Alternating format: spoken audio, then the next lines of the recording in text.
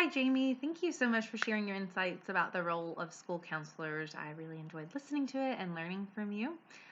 Something you mentioned that I did not, but I find super important is the responsibility to uphold the ethical and professional standards that are found in the American School Counselor Association handbook or site.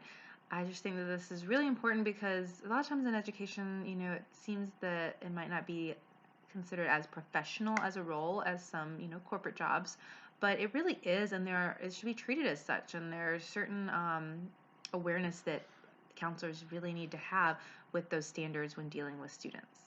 You also mentioned the research found with how important the school counselor role is, and with that, I was pleasantly surprised when I read that about all the data that is supportive of school counselor role.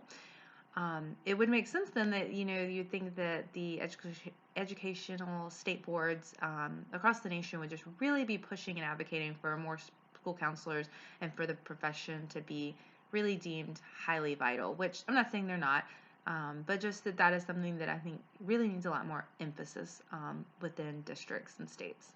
And your point about access to a highly trained professional school counselor despite the money situation of a student is so insightful, and something that you just really don't think about is that it's not a paid, like they're not going to seek therapy and pay for a counselor. This is something that all students should have equal access to, and especially if it makes the success rates of students finishing school and going on to be college and career ready afterwards. It's just very important for all of our children across the country.